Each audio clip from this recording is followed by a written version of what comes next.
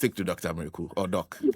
Yes, Yes. yes. And it's nice to have you on the line. Of course, we've been talking about how the form in which xenophobia takes nowadays in South Africa. In fact, we're just speaking to a member of the Ghanaian community who says what we think was happening is not exactly what is happening, that there are no mass attacks anymore. What they have is a systematic selected attack. They can go into a hospital and order people out. They can come to your shop when you least expect it. Sometimes by the time the authorities come in, they are already gone, among others. What do you make of this development? Well, good morning to you and listeners once again. Well, I don't really understand what the person means by it's not a mass attack. But even if it's systematic and selective, if it is not a mass attack, at some point you'll be part of those selected migrants that will be attacked. And so it doesn't matter the kind of attack. It's a xenophobic attack. That is the first takeaway for me. The other thing is that I think that this is unfortunately this is not going to be, in my opinion, the last time these things will be happening in South Africa. The people, you see, is the issue is very, very sentimental. And when sentiments are high, rationality has no place, in thought. So you have the feeling that the indigenous Black South Africans feel that African migrants are responsible for the economic woes, when it is actually systemic. It's a systemic failure of South African system in what you call the Black Empowerment Project or the Black Empowerment Program. That was supposed to redistribute wealth in post-apartheid. That few, Africans or Black and white population in South Africa control the highest, almost 70% of their arable land. And so I think it's a failure on the part of the government to ensure redistribution of wealth, for Black South Africans to really, feel that they belong to a country. And because of that failure, they are now turning to their African brothers, migrants in those countries, as responsible for the economic woes. I think that they really need some education on two occasions. The first one could be that they might not probably be aware of the role that African migrants play in that country, the economic relevance of African migrants in that country. If African migrants were to pack their bags and leave South Africa, I'm telling you that country is going to be in severe economic crisis for so many reasons. There is a role for African migrants in South Africa. The other thing is that they probably need to learn the history very well. And I'm very sad when there is an avenue for them to channel their anger and frustration than their fellow African brothers in that country. I'll give you two perspectives. I'll give you two perspectives. One, look, I understand that the attack on Ghanaians is not an outlier. They are attacking most African, migrants. But Ghana has been caught in this crossfire, if you would, for want of a better word, and that is what we are hearing. But look, they have no idea the historical role that Nkrumah, for instance, will play in the apartheid struggle. Nkrumah nearly had some diplomatic skirmishes with the British government because Nkrumah was extending his political powers in trying to make the apartheid regime in South Africa very, very, very uncomfortable. In so many ways, they have no idea how or what leaders of African migrant nationals in their countries played in their own liberation struggle. I'm sure if they had read some history, they would really be mindful of how they treat African migrants. Because you see, the world is turning into a global melting pot. You cannot have indigenous South Africans only in South Africa. Look, even if Ghana had all the economic opportunity that people want to move out to go to South Africa cannot be only occupied by Black South Africans. The world is changing. Everybody wants to go everywhere. So they will be really mindful of how they treat their African national brothers in their country. The second thing is that, look, and this is where I get very, emotional. You see, you have South Africans also living in other African countries. In Ghana here, I can tell about 6 or 7 multinational corporations that are reaping so much profit in this country. South African firms and doing very well. Have you ever seen any Ghanaians come up to say that they are not happy with South African terms or South African nationals here. And so, we are meeting, we are getting them out of the country in the same, unspeakable ways that Black South Africans and Ghanaians out there. And here in Nigeria, there was some retaliation against South Africans in that country. Because, everybody can adapt this approach, but it's not the way to go. And so I think that it is high time the South African government really put in place some serious radical policies, to try to turn this situation. And I'm happy that Ghana's foreign minister has had some conversation with his diplomatic counterpart in South Africa. So the investigation as to how Ghanaians are being treated can be followed through, down the wire. But even for me, I think that this is an issue that should be taken up with the African Union. And it should not be done in silence. It should not be African states that are not happy with the South African government taking up the issue, bilaterally or on the diplomatic level between states. I think that there needs to be some consensus, because it's becoming one too many. And this conversation needs to have a consensus. There needs to be a conversation around, a unified conversation around this xenophobic attack at the African Union level. I think this is my opinion. If Africa unites, speaks with one voice, what should they be saying? And what should be the reaction of the individual countries? Because I was just listening to some of my colleagues even suggesting that perhaps a reciprocal attack would be the best way to go. What should be the best response? Look, I don't think two wrongs make a right. It is never so. We don't want to blow the continent out of proportion. We know the struggles that our forefathers went through for us. Even the formation of the OAU became the African Union. We were bifurcated or divided along political and ideological lines until eventually we came to some consensus. We don't want these xenophobic attacks that are emanating from a systemic failure, right, to be taken up by respective African states and their citizens as retaliators. If you do that, they are going to set the continent ablaze. What we need to do is to bring pressure to bear on the South African government to put in place some policies in protecting African national migrants in that country. If the person had come through the legal route and he's doing the right thing, and once again,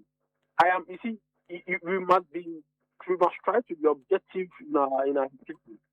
If you are a Ghanaian and you're in South Africa and your papers are not right, you don't have documents to be living there and working, and you are doing it, and you are doing that, you should be very cautious. The same way South Africans that are here or other African nationals that are here and don't have documents and are doing what they are not supposed to do, I expect the Ghanaian authorities not to be soft to them.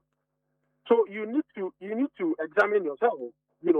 If you are there and you are not having the right document to stay, if the law has you under its ambit, it should deal with you drastically. But if the person has a legal permit and the document and is staying there, and even if you are not doing things like that, I don't know the laws in South Africa, but the video that we are seeing is a clear case of harassment. Is it a case of citizen arrest or what? Because there were nothing. What the videos I've seen, I don't know if you've seen a part of it. Those that were harassing the Ghanaian migrants were not immigration officers. They were not law enforcers. And so I think that we don't want to take. I don't want nationals, harass African in South Africa. Their respective, states take up the issues by retaliating against South African citizens in their respective countries. I think that is not the way to go. But I think that we must begin to bring a normal picture on a South African people. Because what else can you do? If you retaliate against their citizens here, is that the best way to go? Does it solve any issue? But I think that the right way to go is to go diplomatically, get the right actors necessary involved, and then let's see the way forward, if you ask me. And let me conclude then by asking you, because I recall a few, I think was a few months ago, one of the conversations that was raised was how we as Africans were ensuring that other African countries were doing the things that were favorable to their citizens. For example, in the case of Cote d'Ivoire, where we're raising questions with the moves that were being made by the president there, how do we speak about that to ensure that the situation does not get out of control? And then we have the refugee issue in Ghana, among others. In the case of South Africa, if the problem is that the South African is not being well catered to, what intervention can the African Union make, other African leaders make through the African Union to ensure that the leadership there do the things that are necessary to better the life of the South African so they don't turn around and attack their black brothers? What can be done? That is an interesting question that you should ask. I mean, so I think that the role of the African Union will not be, to advise the South African government to take care of its citizens, so they don't feel how they call it, disempowered to go after other African migrants. I think that is largely the role of the South African government to deal with. And my understanding is that it is not that the South African government are also not, going all out for its citizens. I mean, I understand the institutional racism. I understand the inequality in post-South African society. But I also understand that there are some behavioral differences between the South Africans themselves. And here I need to be careful as to their work ethic, compared to other African migrants that are in South Africa and the way they are industrious, for want of better word. So you are likely to be peeved when you think you have limited resources, but you have most. And then somebody comes from outside, and because of how, industrious they are able to open jobs. It seems to be doing well. And then even to the extent of employing some South Africans. At some point, there is some envy, within and amongst them. And so I think that I don't know how the African Union will advise the South African government as to how to be, to be economically capable and empowering for their citizens. What I am interested in, these attacks are happening, and it's happening not only against Ghanaian migrants. We've seen in times past Nigerians being harassed, attacked, shops being burnt, all sort of barbaric activities. Zimbabweans, Zambians, it's cutting across. Kenyans, and so I think that this is a continental problem. It is not, bilateral issues. And that is why I say that we need to have, a frank, unified conversation. Look, let me give you something very brief. This same South Africa, during the apartheid regime, South Africa was blamed for extending its colonial capabilities or powers on Southwest Africa, now known as Namibia. It's a long historical issue. But at some point, the OAU was not happy with South Africa's control or if you want, domination or supervision of Namibia. And they decided to challenge South Africa's control over that country. When South Africa was not budget, the OAU came together, right? I'm telling you the power of this unified consensus. The OAU came together, elected Liberia and Ethiopia because of the fact that they had not been, they had clear independence. They had not been under colonial rule for some other reasons.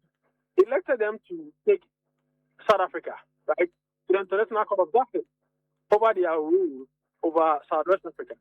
I can cite a number of examples where member states of OAU back in the day came together to institute some punishment, some control measure of assault against the apartheid regime. And I think this is clearly one of those. I can cite there was a Soweto crisis in South Africa. You can just take it out. But I can tell you that at some point when member states of African Union decide to bring this conversation before the Union to talk about it, I think that it might play a very useful role, if not immediately, right? Starting the conversation and diplomatic pressure is as important as the manifestation of the pressure itself. I don't think that there have been such issues before. I stand to be corrected. But I think that it is high time we began such issues at such levels. Doc, thank you. Thank you for speaking to us. You're welcome. Dr. Roland Mireku is an international relations expert joining us on the line. Very, very interesting points he makes. So there are different stories about people who have been to South Africa and how the South Africans behave and act and everything. And he said, and the point that Wafa made that was was that the people didn't. So he says crime is not a big deal in South Africa. In fact, he said crime is common. Yes. And killings